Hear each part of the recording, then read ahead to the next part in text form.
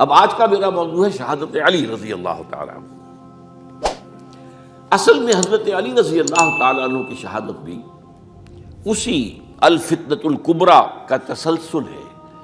وہ جو عبداللہ ابن سبا کا پیدا کردہ عظیم ترین فتنہ تھا، اسی کا ایک نتیجہ حضرت علی کی شہادت بھی ہے، لیکن وہ بات ذرا تفصیل سے سمجھنی ہوگی۔ اور اس کے لیے میں ممنون احسان ہوں، حال ہی میں ایک کتاب چھپی ہے، ڈاکٹر سید رضوان علی ندوی، وہ محقق ہیں تاریخ کے، انہوں نے بڑی تاریخی تحقیق کے بعد جو باتیں بیان کی ہیں وہ میں آپ کے سامنے رکھ رہا ہوں۔ عرب میں جنوب مغرب کی کونے میں جہاں یہ یمن بھی آباد ہے، اس کے اوپر نجران ہے، اسی علاقے میں یمامہ کا علاقہ کہلاتا ہے۔ یہاں ایک قبیلہ آباد تھا، بنو تمیم۔ یہ جو لوگ تھے بڑے کرخت مزاج، جنگجو، اکھڑ، ضدی، اور جس بات کو ایک دفعہ مان لیں اس پر اڑ جانے والے اور مر مٹنے والے۔ یہیں سے فتنہ پہلا اٹھا تھا۔ سب سے بڑا جو نئے جھوٹے نبی کھڑے ہوئے تھے ان میں سب سے بڑا تو مسیلمہ کذاب تھا، یہی تو علاقہ تھا۔ اور اس کے خلاف اس فتنے کی سرکوبی میں کتنے صحابہ، 1200 صحابہ ایک جنگ کے اندر شہید ہوئے، جن میں 500 جو ہیں وہ حفاظ تھے رضی اللہ تعالیٰ عنہ۔ تو یہ لوگ جو یہ تھے بڑے زوردار تھے۔ اس قبیلے کے بارے میں حضرت عمر رضی اللہ تعالیٰ عنہ نے ایک بڑی عجیب حکمت عملی اختیار کی۔ ان کو وہاں سے اکھاڑ کر اور ایران کی سرحدوں پر آباد کر دیا، اب جہاں پر جہاد ہو رہا تھا، تاکہ ان کے اندر جو یہ جنگجوئی ہے یہ اب اس مقصد کے لیے استعمال ہو، اب وہ دارالاسلام کی توسیع کے مقصد کے لیے استعمال ہو، اور وہ ہوئی۔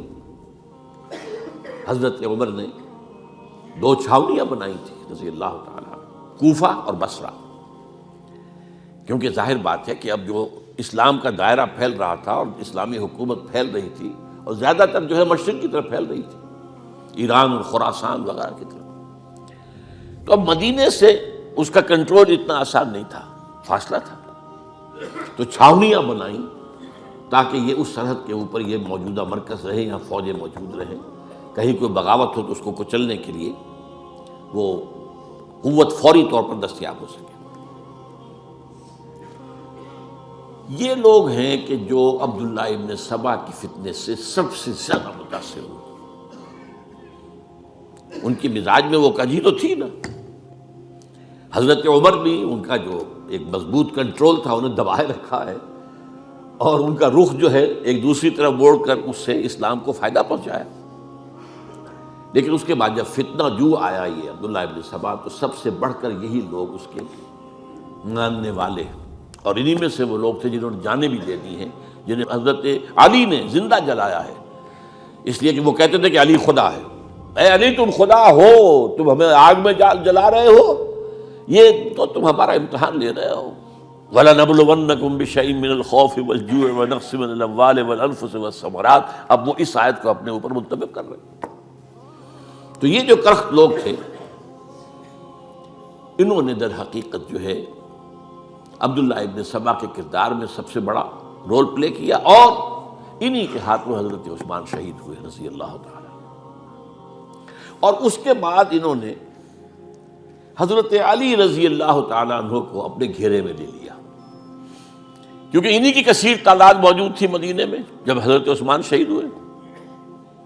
اس کے بعد اب ظاہر بات ہے کہ کوئی نہ کوئی تو خلیفہ ہونا چاہیے تھا۔ حضرت طلحہ سے کہا گیا، انہوں نے معذرت کر لی، حضرت زبیر سے کہا گیا، انہوں نے معذرت کر لی۔ اب ظاہر بات ہے کہ حضرت علی آخر امت کو چھوڑا تو نہیں جا سکتا تھا بغیر امام کے، انہوں نے قبول کر لی، اگرچہ حضرت حسن روکتے رہے کہ ابا جان یہ ان لوگوں کی بیعت جو ہے آپ قبول نہ کیجیے۔ حضرت حسن تو ان میں سے ہیں جو حضرت عثمان کے دروازے پر کھڑے تھے پہرے دار کی حیثیت سے، حسن اور حسین رضی اللہ تعالیٰ عنہ، انہیں تو معلوم تھا فتنہ جو کون لوگ ہیں۔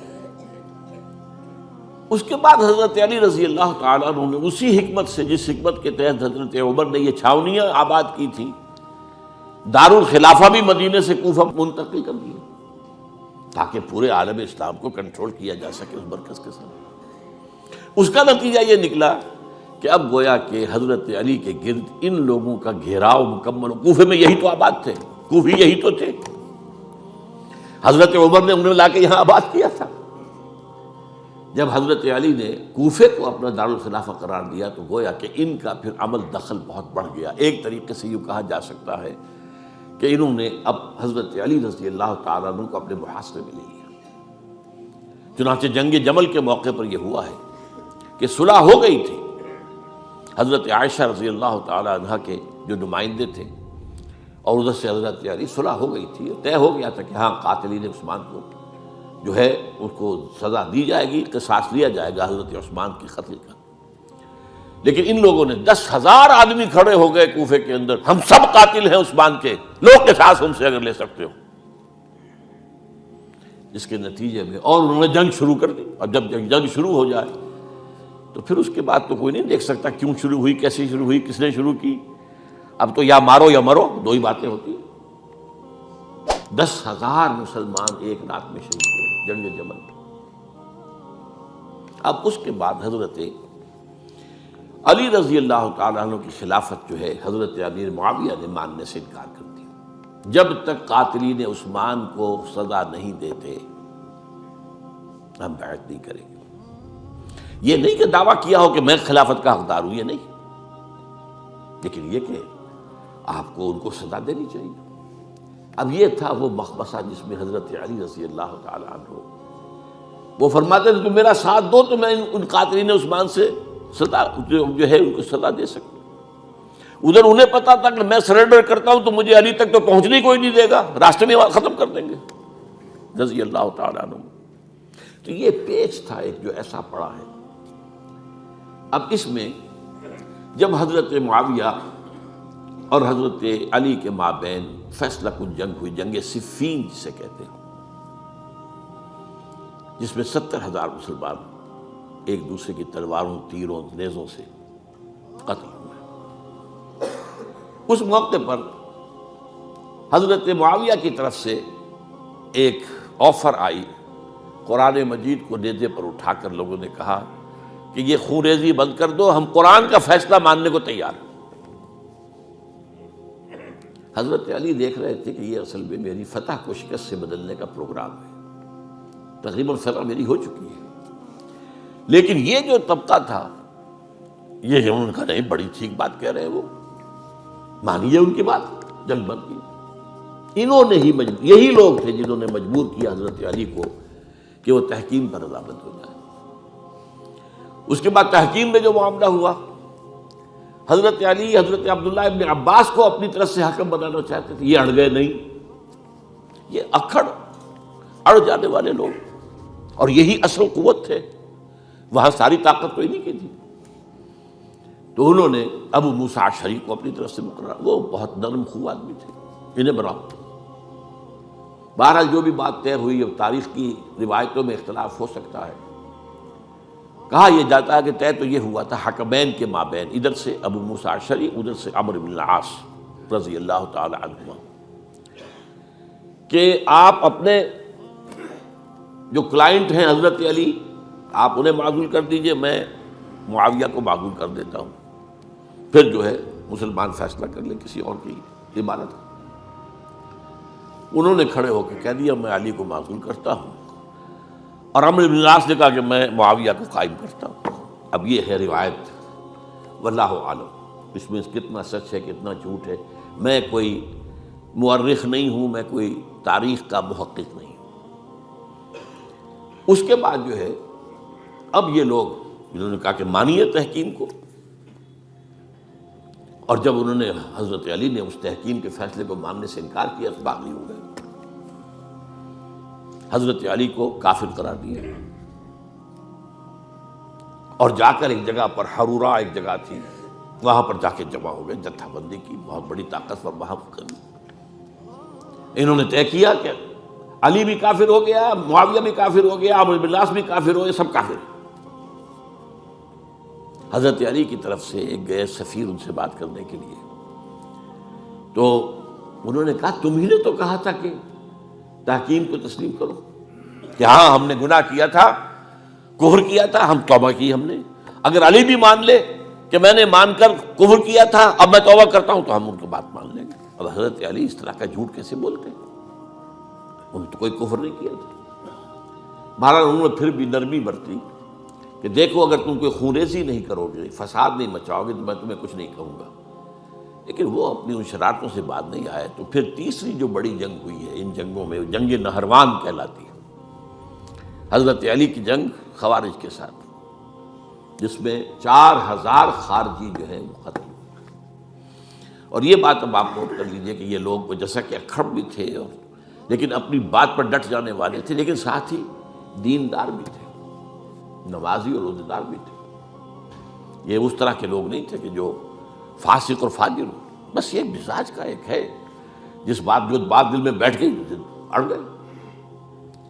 تو یہ اصل میں انہوں نے پھر فیصلہ کیا کہ اور تو ہمارے بس میں اب کچھ نہیں ہے، ان تینوں کو قتل کر دیا جائے، علی کو بھی اور معاویہ کو بھی اور عمرو بن العاص کو بھی.